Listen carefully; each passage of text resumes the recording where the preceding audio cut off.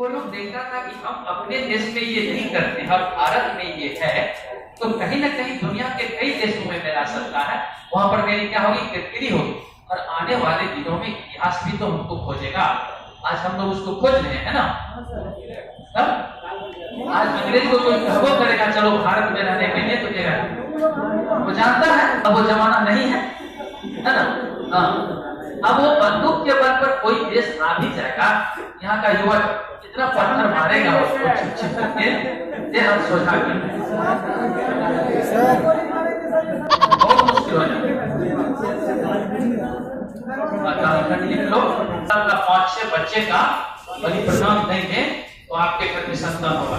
मान लो एक बार कहीं ऐसा हो गया, ये प्रथा बन गया, तो अपने यहाँ ही लोग काली पूजा में, दुर्गा पूजा में, हाँ पटना कॉलेज कैंपस के पास है गंगा किनारे पर बहुत कटना है, कई जगह हम लोग के ऐसे में बहुत कटना है, माला भी अलसी बने। तो तुमको लगता है भगवान के पास किसी को काटने से भगवान संतुष्ट होगा? ये टेक्निकल सही है नहीं? ना टेक्निकल सही नहीं, हम तो नोट पे किए हैं।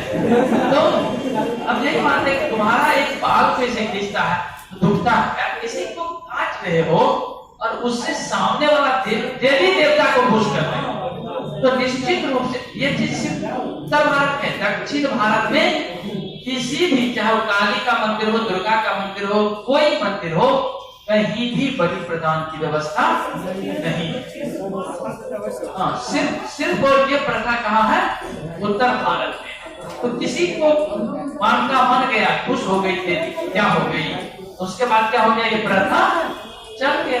लेकिन धीरे धीरे न्यू जनरेशन अब ये सब काम नहीं करता है। अब पहले हम लोग के गांव के भी लोग कबूल थे, अब देखिए पूरे गांव में इक्का दुक्का ऐसा केस मिलता है ना, के बराबर ही मिलता है। अब पहले क्या था, घरे घर ये काम होता था।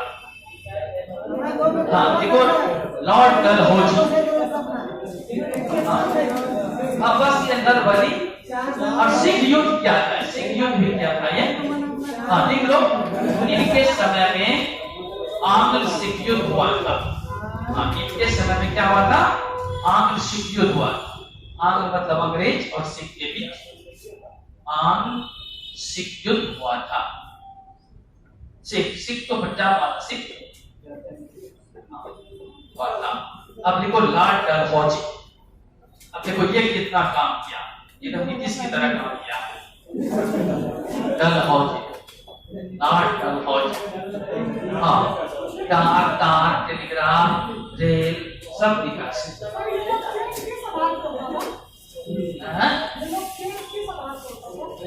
इसका चयन इंग्लैंड से होता था।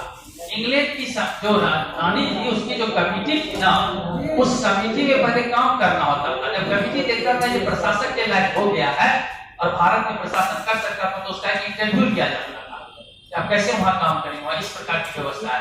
उसमें वो बताता था कि मैं कैसे काम करूंगा, तब जाकर के उसको भेज देता था। जैसे हम लोग किसी चीज का चेंज करते हैं ना जनमत के आधार पर, और मान लो नहीं किया, इसमें शो नहीं होता था, इसमें आज आए तो कल भी आपको बदल सकता है। और हम लोग एक बार नेता चुन लेते हैं तो जल्दी 5 साल इंतजार करना पड़ता है ना। वैसे अपने को लोग उलटफेर करते तो अलग बात है, लेकिन जनता 5 साल के बाद ही उलटफेर कर सकता है। वहाँ दलानी का चांस मिल गया, चांस खत्म हो रहा है ना। यहाँ भी केवल महारानी होता है, तुमको लगता है कि तुम ऐसे कुमारे हो तो तुमको लगता है तुम राजा हो। जब शादी हो जाएगी तब सर को फोन करना, सर ठीक है बढ़िया, तब हम पूछेंगे कि तुम राजा हो ठीक है, क्या होगा? 1848 से 56, 1848 से दूसरा क्लास किसका हो जाएगा, 1848 से 56, 19 क्यों लिख दिया? अरे 1900 भी कैसे है ना, 1848 इसका 40 दिखाया ना कहीं, 44 से 48 तो लिखा है। छोड़ो, ये तो गया होगा, मर गया होगा। लास्ट तक हो गया 1848 से 1848 से नहीं, 42 से 44 था ना, 44 से 48 था उसका। देखो 1848 से 1856। आपको घर तहसील के देता है, वो भी आपसे नाराज हो रहा है। तो राजा को लगता था कि अब अंग्रेज को यहाँ से निकाल बाहर करने में ही फायदा है, नहीं तो क्या होगा, आते आते हम लोग को भी खत्म कर देगा, हम भी इसी भिखारी जनता के तरह ना हो जाए। जिस रियासत को मिला लेता था उसका पेंशन बंद कर देता था, खर्चा पानी बंद कर देता था, कम देता था, और साथ ही साथ लगान का एक पैसा नहीं देता था। तो इससे क्या हुआ, पहले तो केवल और केवल गरीब में असंतोष बढ़ता था जमींदार के प्रति। अब जमींदार का, रियासत का ही आक्रोश जो है, संतोष किसके प्रति बढ़ता जा रहा है, साम्राज्यवाद। साम्राज्यवाद मतलब अंग्रेज के, ठीक है। आगे लिखो, अरब निजाम के नियम के अनुरूप गोद लेने का उसको क्या था, अधिकार। लेकिन अंग्रेज ने क्या किया इस पर, डलहौजी ने क्या किया इस पर निषेध कर दिया, क्योंकि इसका काम ही था कि अगर हम साम्राज्यवाद का विस्तार चाहते हैं तो इसके लिए हमें 3 चीज करना होगा। क्या करना होगा, रेल बनाना होगा, सड़क बनाना होगा, व्यापार के लिए खोलना होगा, और कैपिटल अधिक से अधिक चाहिए, सैन्य क्षमता अधिक से अधिक चाहिए, और शिक्षा का देशी और विदेशी दोनों शिक्षा चिकित्सा का विस्तार करना होगा, है ना। इसके लिए इन्होंने पूंजी कहां से लाया, तो पूंजी यहाँ देशी राजाओं के पास सेंट्रलाइज है, इसीलिए ढेर सारे बड़े बड़े देशी रियासत जिनके पास पुत्र नहीं है उनको अधिग्रहण कर लेते हैं, है ना। इसीलिए इन्होंने गोद निषेध निधि कानून लाया, जो कि भारतीयों के लिए ये गलत था। भारत में जो व्यवस्था थी कि गोद लेने की प्रथा प्राचीन काल से चला आ रहा है, इसीलिए यहाँ पर ये। अब देखो, जो अंग्रेज गोद निषेध नीति का विरोध किया, उस ब्रिटेन अगर डूब जाओगे तो वहां तो सेरोगेसी मदर ही है 60 से 70 वर्ष। वहां कौन किसका बेटा है पता ही नहीं, इंग्लैंड सब, है ना। वहां की स्थिति ये है ना।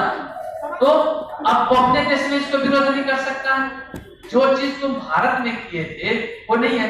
तो इसीलिए इन सारी नीतियों की वजह से जो है अंग्रेज आगे बढ़ा, और भारतीय देशी रियासत और यहाँ के जो लोग थे वो पिछड़े। इसी से असंतोष क्या हो गया, भड़क गया।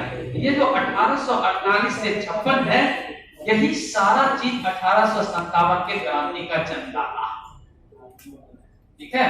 1857 के क्रांति को जो इतिहासकार कहता है स्वतः स्फूर्त क्रांति नहीं, सैनिक लोग, पुलिस लोग इसीलिए नाराज था अंग्रेज से कि भारतीय लोगों का प्रमोशन नहीं होता।